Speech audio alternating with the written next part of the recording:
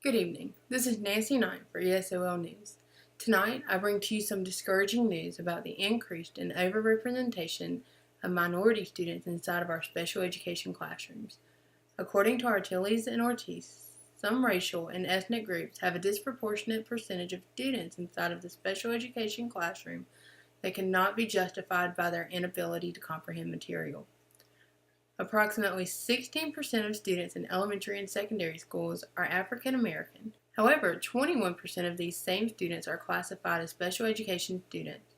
These minority students are also 2 times more likely than whites to be deemed as mentally handicapped. Because of the increase in English language learners, also known as ELL, being pushed into special education classrooms, Congress has begun targeting schools, stating that certain services are not meeting the needs of ELL learners. From 1990 to 2000, there has been a 13% increase in population. According to data on this subject, 40% are considered ethnic or racial minorities.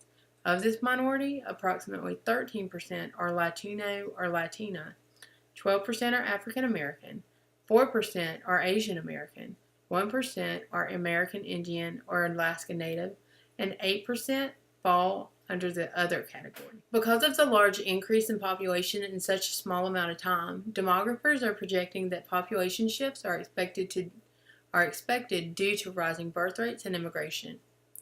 Since 2000, the number of foreign-born people in the United States has reached an astonishing 30 million, making up more than 10% of the U.S. population. Of these 30 million, 50% are Latino or Latina, 25% are Asian and Pacific Islander, and about 6% are from Africa and Oceania. Approximately 2,500,000 are refugees from Africa, Asia, Central America, South America, and the Middle East. Because of the increased changes in our population, schools are continuing to see a change in their own population. Studies have found that in 1998, 40% or about 47 million public school students in 1st through 12th grade have culturally or linguistically diverse backgrounds. Of these, 10 million came from homes that were not English speaking. Due to the influx of language minority students, experts suggest that the language minority population will soon outnumber the English speaking student population in 50 major cities around the United States. It is shocking to know that there are more than 400 languages spoken by ELL students. Roughly 75% of these students speak Spanish. The other languages make up about 1% to 4%. Students are identified as ELL based on oral language assessments, measures of English academic achievements, grades, and teacher recommendations. Students from culturally diverse backgrounds tend to have lower rates in reading, writing, math, history, geography, and science. Because of these low rates, many students suffer inside of the classroom. About 19% of African Americans and 15% of Latin Americans are retained because of their skills, as opposed to their white counterparts, which only make up 2.1% of retained students.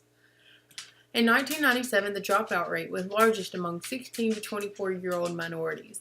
Of these students, 25% were Hispanic, and 39% of those students were foreign-born.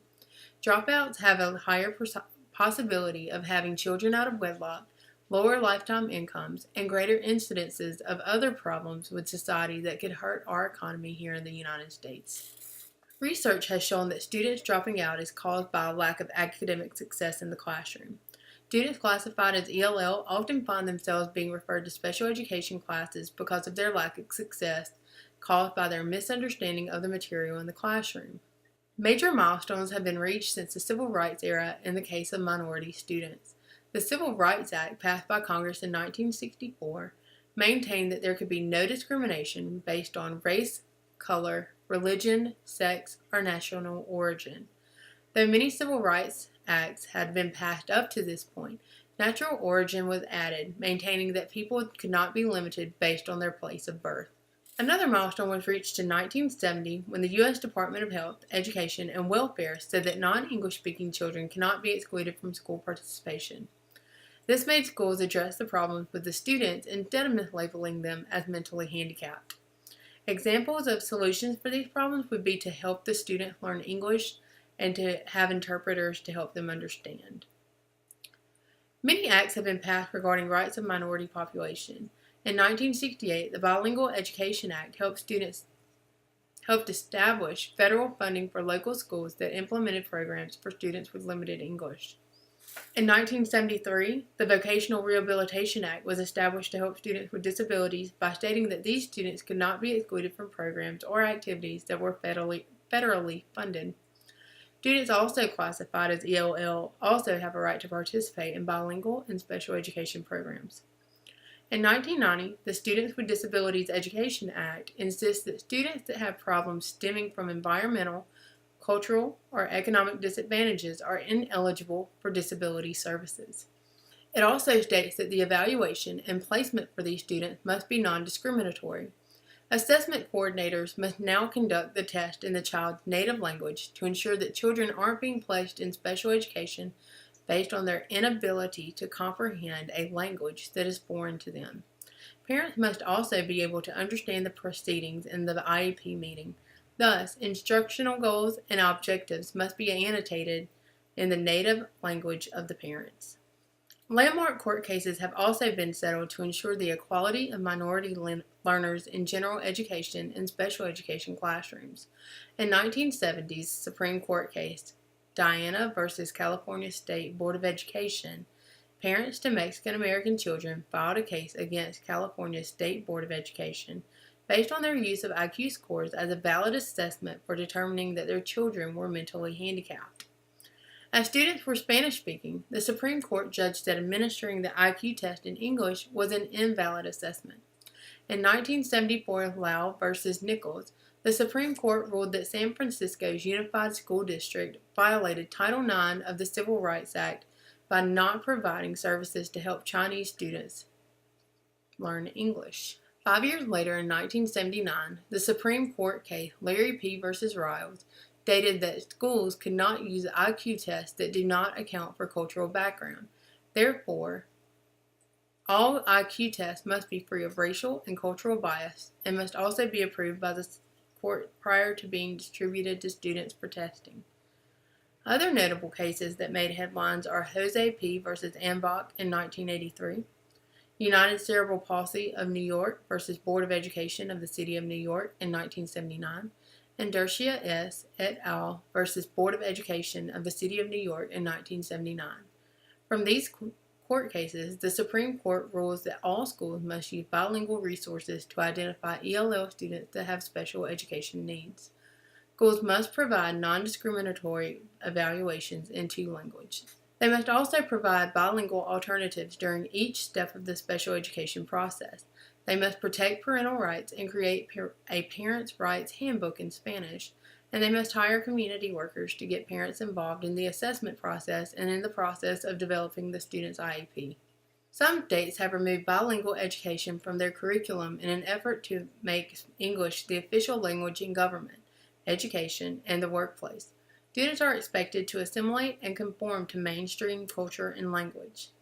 And now we go to Dr. Stephanie Gagnon, Mitchell County High School Special Education Director, on her opinion about removing bilingual education. Bilingual education should not be completely eliminated from schools because you have students who come in and have to have a way to communicate, but it shouldn't be a process that lasts 5, 6, 7 years and they're never going to be fully included into the regular ed environment. If the objective of ESOL is to get students in bilingual education, to get students integrated into their normal peer group, then you're going to have to at some point put them in that peer group to see how they function, to see what they can do. When you look at bilingual education, you also have to look at, for smaller communities, there's not always an available instructor who understands the intricacies of the language and customs of what needs to be taught, and so schools will oftentimes have to put someone in a English setting, all English speaking setting before they're ready, because to have someone speak some of the rarer languages, they're just not available to have somebody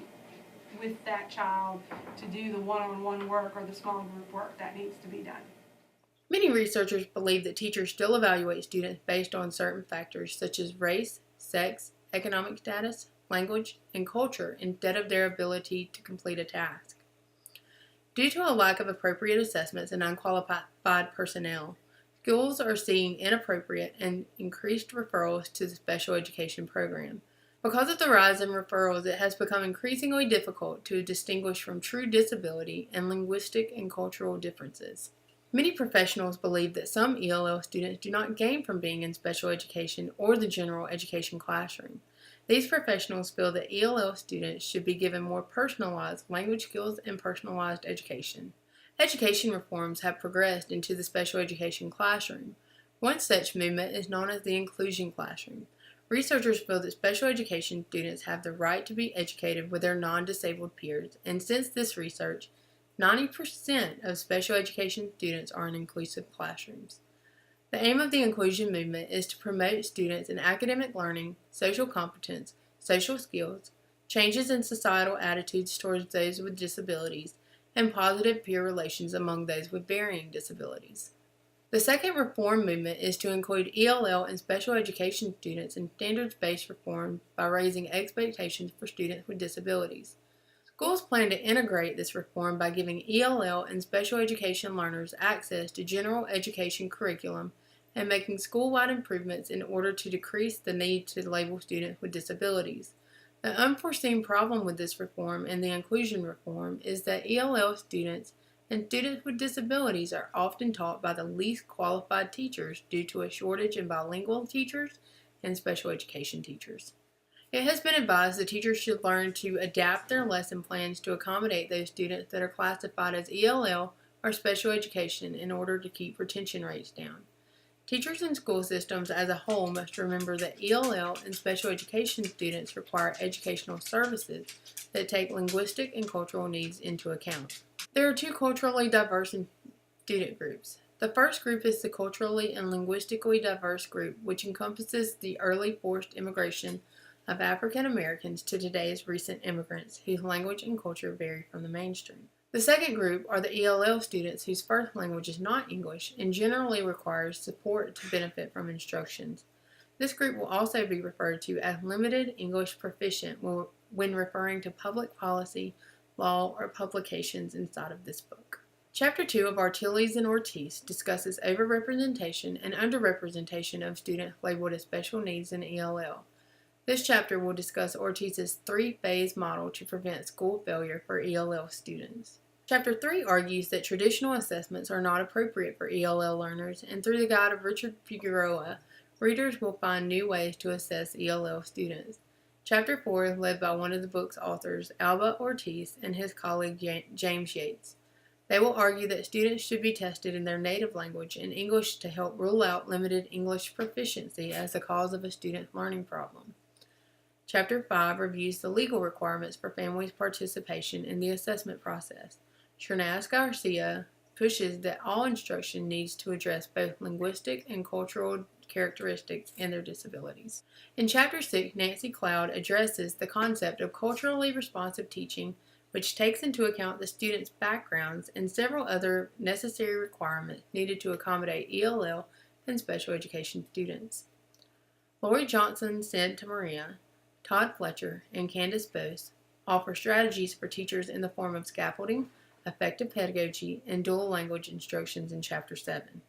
In Chapter 8, Barbara Goldstein profiles two bilingual educators as they attempt to practice critical pedagogy with ELL students. Some ELL students have disabilities, while others do not. Leonard Baca, who is one of the founders of the bilingual special education field, will reflect on major issues and will make predictions about future directions of the ELL with special needs field, focusing specifically on two problematic areas, assessment and instruction. Well, that's all I have for you tonight. This is Nancy Knight signing off.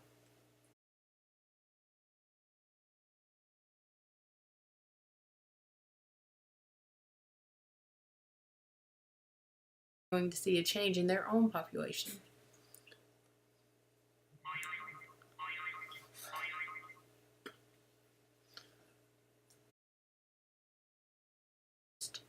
Nope. Erase that, David. Scratch that, David. Because of the scratch that, David. And scratch that, David. Learn to scratch that, David. That are qualified as, no, scratch that, David. Chapter 6, Nancy Cloud address, oh, scratch that, David. Predictions, scratch that, David. Special education, scratch that, David. Prediction, scratch that.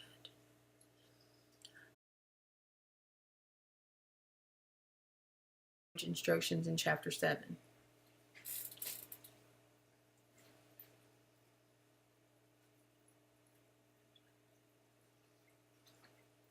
In Chapter